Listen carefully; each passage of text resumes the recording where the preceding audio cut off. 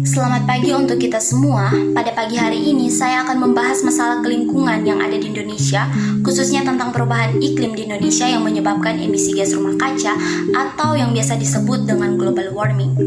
Nah, sebelum membahasnya, saya akan memperkenalkan diri saya terlebih dahulu. Nama saya Stefania Leonarda Untung, NIM 200110019. Saya dari program studi pendidikan geografi semester 5 kelas A. Tujuan saya membuat video edukasi mengenai masalah lingkungan di Indonesia ini guna untuk memenuhi mata kuliah pendidikan kependudukan dan kelingkungan hidup sebagai ujian akhir semester. Nah, langsung saja saya memulai pembahasannya. Perubahan iklim di Indonesia merupakan permasalahan yang penting karena banyaknya populasi yang hidup di tepi pantai yang dapat terkena dampak kenaikan permukaan laut dan karena kehidupan banyak penduduknya bergantung pada pertanian, marikultural, dan perikanan yang semuanya dapat terkena dampak dari perubahan suhu, curah hujan, dan perubahan klimatik lainnya. Emisi gas rumah kaca yang dihasilkan di Indonesia merupakan bagian yang signifikan dari total dunia. Indonesia telah disebut sebagai penghasil gas rumah kaca yang paling diabaikan yang dapat menjadi negara yang menghancurkan iklim dunia. Indonesia adalah salah satu dari penghasil gas rumah kaca terbesar. Pengukuran tahun 2013 menunjukkan total emisi gas rumah kaca Indonesia adalah 2.161 juta metrik ton ekuivalen karbon dioksida yang mencapai 4,47% dari total global. Pada tahun 2014, Indonesia berada pada peringkat ke-8 pada daftar negara menurunnya emisi gas rumah kaca. Emisi gas rumah kaca di Indonesia berasal dari kebakaran liar, deforestasi atau penggundulan hutan, dan pembakaran gambut. Bergantung pada keparahan kebakaran liar, Indonesia dapat berada pada peringkat ke-3 sampai ke-6 penghasil gerak rumah kaca tahunan terbesar. Selama abad ke-21, hutan dengan luas yang kira-kira sebanding dengan negara bagian Amerika Serikat, 240.000 km persegi telah ditebang, terutama untuk memperoleh perkebunan kelapa sawit, batu bara dan energi terbarukan sunting.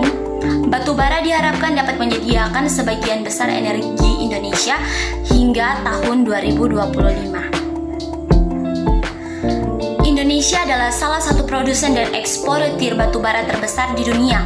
Indonesia merencanakan untuk mengadakan konsumsi batu bara pada 2027 untuk membangun pembangkit listrik tenaga batu bara.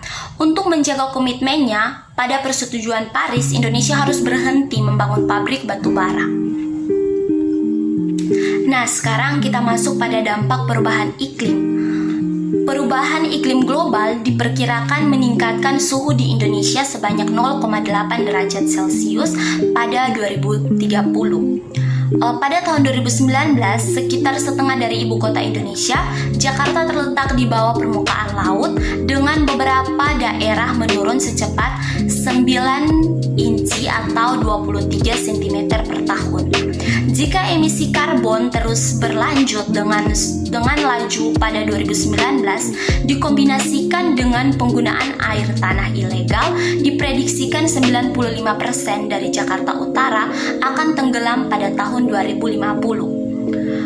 Perubahan pola curah hujan diprediksikan berdampak buruk pada pertanian di Indonesia karena musim hujan yang lebih pendek. Indonesia mengalami kerugian panen dan dampak buruk pada perikanan sebagai akibat perubahan iklim paling awal sejak 2007. Pada tahun 2020, perubahan iklim telah berdampak pada nelayan Indonesia. Badan Meteorologi, Klimatologi, dan Geofisika atau BMKG memperkirakan bakal terjadi peningkatan suhu udara di Indonesia sebesar 0,5 derajat Celcius pada 2030. Selain kenaikan suhu udara, kasus kekeringan juga akan meningkat di Pulau Sumatera bagian selatan, bagian besar Pulau Jawa, Madura, Bali, Nusa Tenggara Barat atau NTB, hingga Nusa Tenggara Timur pada tahun 2030. Sebaliknya, pada musim hujan, jumlah hujan lebat hingga ekstrim juga cenderung meningkat hingga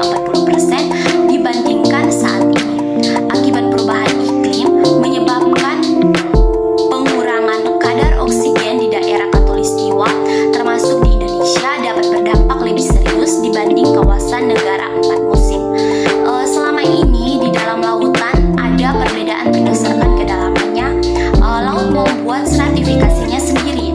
Proses stratifikasi ini membuat oksigen banyak terkonsentrasi di bagian atas sehingga menghasilkan banyak biomasa berupa ikan dan ganggang. Pemerintah Indonesia telah berkomitmen secara sukarela untuk pengurangan emisi gas rumah kaca minimum 26% pada tahun 2020 dan 29% pada tahun 2030. Namun, Indonesia tidak efektif dalam menerapkan kebijakan untuk memenuhi target dari Persetujuan Paris. Pada tahun 2018, kebijakan yang diambil pemerintah meningkatkan emisi. Kebijakan ini mencakup pembangunan 100 pembangkit listrik tenaga batu bara, perluasan produksi minyak sawit, dan peningkatan konsumsi bahan bakar hayati. Indonesia mengembangkan kebijakan iklim terkait guna lahan dan emisi kehutanan. Sebuah moratorium untuk penebangan hutan primer dan pembukaan lahan gambut diperpanjang dari 2 menjadi 4 tahun. Pemerintah Indonesia berusaha mengurangi kemiskinan sebanyak 4% pada tahun 2025. Tetapi kebijakan iklim yang kuat dapat membuat target ini mustahil dicapai. Bantuan internasional dapat memungkinkan Indonesia untuk mengurangi emisinya sebanyak 41% pada 2030. Pada tahun 2020, Indonesia akan mulai mengintegrasikan rekomendasi dari Inisiatif Pembangunan Rendah Karbon yang baru ke dalam Rencana Pembangunan Nasional 2020 sampai 2024. Perlindungan dan restorasi mangrove akan memainkan peran penting dalam memenuhi tujuan pengurangan emisi gas rumah kaca hingga lebih dari 43% pada tahun 2030. Nah, sekarang kita masuk pada cara mengatasi perubahan iklim.